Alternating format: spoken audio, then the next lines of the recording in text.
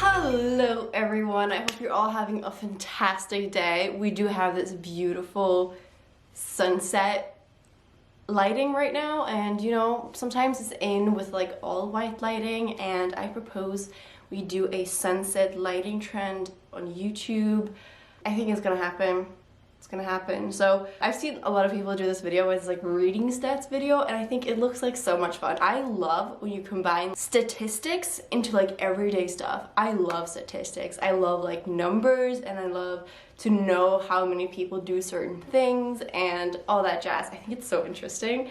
Okay, so half a year ago I did this statistic thing in my bullet journal, so I thought I would sum up all like my reading stats and everything. I don't know why you guys would be interested in this, but I was interested in it for someone else, so then it's like, I guess someone is interested in it for me, but I'm not really sure why. So I did all these charts and it was really fun. It took so much time, but you know. Let's start with the basic stuff. On the screen right now, you will see all the books that I have read this year. It's 114 books, and I have added one book that I haven't actually finished yet, and that is The Rise of Endymion. But I am gonna finish it before the year, so I am counting it, and I'm 100% sure I'm gonna finish it, so just trust me and go with it. Yeah, those are it. In total, I read 42,449 pages. I mean, I think it seems a lot. It's a little bit less than last year, and I actually read fewer books last year, but this year I got a lot into comics and graphic novels, and so I've been enjoying like that a lot. Like the percentage I'll show you guys later is really big, and then if I just read normal books, I definitely wouldn't have reached my goal. And also for some of these statistics, like the page count, The Rise of Endymion is not in, but in all the other categories, I have added it in. Because Goodreads do count that in, and they haven't done it. It's not important. Okay, so the shortest book I have read this year is this one. This is Birthday Girl by Haruki Murakami. It's like a short story, and it is a little bit unfair that I do have this in like my whole reading plan thing, because it is actually a short story, and I did read this like short story collection called Desire by Haruki Murakami, and the Birthday Girl short story was in that, and I have them both marked as read. But I did read the Birthday Girl first, so technically it's like one book. It's very complicated, but that one was 48 pages, which is I think the shortest book I've ever read. Plus the the font was so large. The longest book I read was The Eye of the World with 814 pages.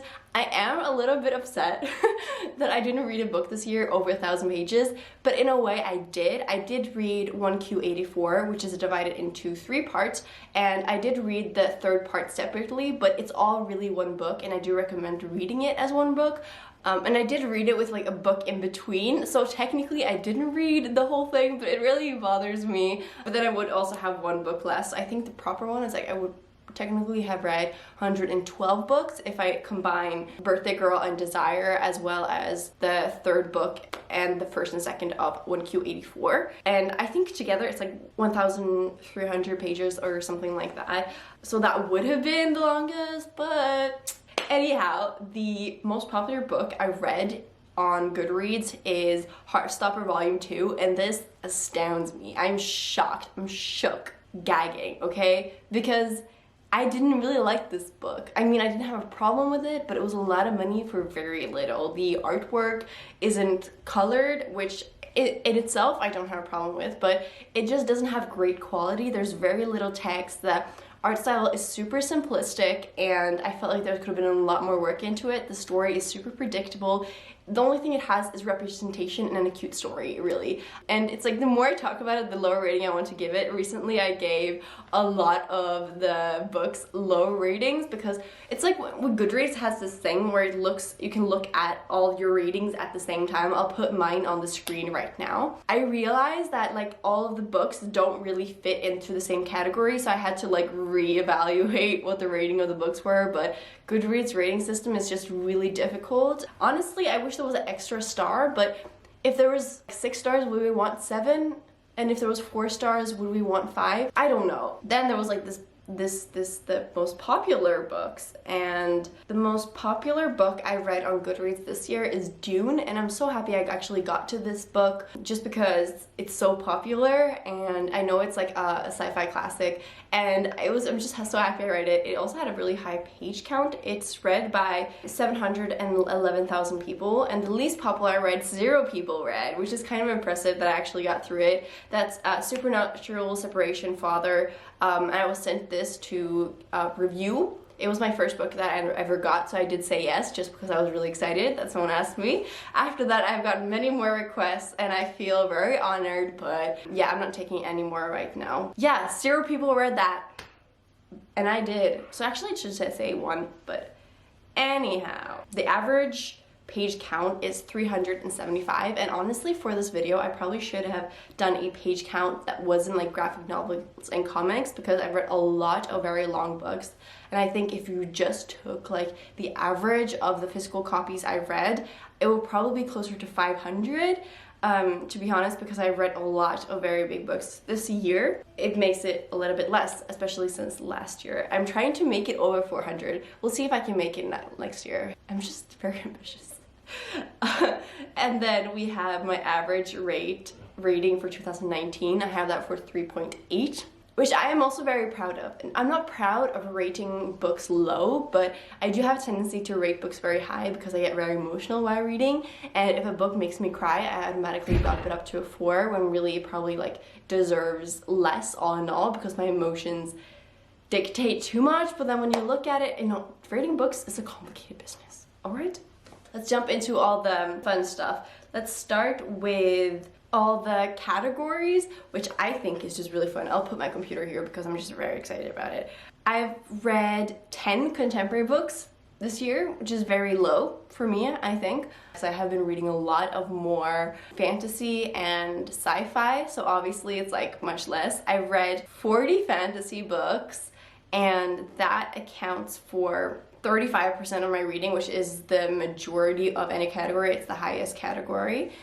And I also have been trying to educate myself more in the fantasy genre, and I think it's been really fun and really exciting, and I'm probably going to continue keep it that high. I only read 25 sci-fi.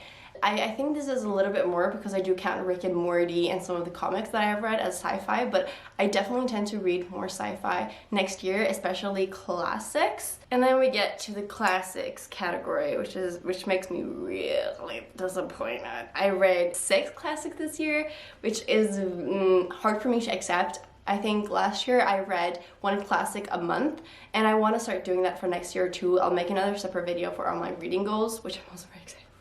I love goals, even if I don't achieve them. So I've read only 6 classics, which is like every second month, and I have also included a few classics that maybe aren't technically classics, such as The Magus by John Fowles, what's its name, The Island of Dr. Moreau by H.G. Wells, which is like, it's very bordering on classic. It's not really, so I need to step my game up because I really like classics, okay? And they always inspire me so much. So I need to get into that again because I love it. And then we have magical realism, which I have separated from fantasy. So all my fantasy, the 40 fantasies I read are high fantasies, and then we have magical realism and / like supernatural books, which isn't that many, it's probably just 2. I have read 21, and that's 18%. And then we have historical fiction. I actually read 2 historical fiction this year, and one of them is my favorite book of all time, which is so strange, right? Like, I really don't like historical fiction, and I'm not a huge fan of history in general, but one of my favorite books this year is historical fiction, so maybe I should read more.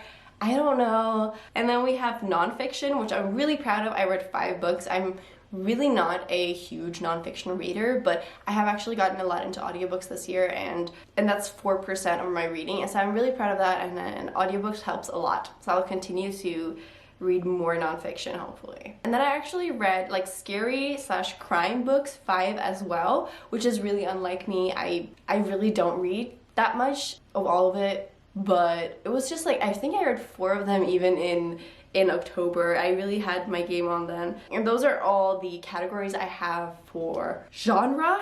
and I think I did quite well, like spreading it out. I do want to read more sci-fi and maybe less magical realism. I don't know what I want, okay? I'll do another video for that. Shut up, Wilma. Then we have the forms. I have categorized it into audiobooks, physical book, and then manga slash graphics slash comics. So 63% is physical books, and those are 72 books are physical, which is my main reading source. So, but if I only read physical books, I'd not reach my Goodreads goal, which was 100. But I did, because of audiobooks and graphic novels. Yeah.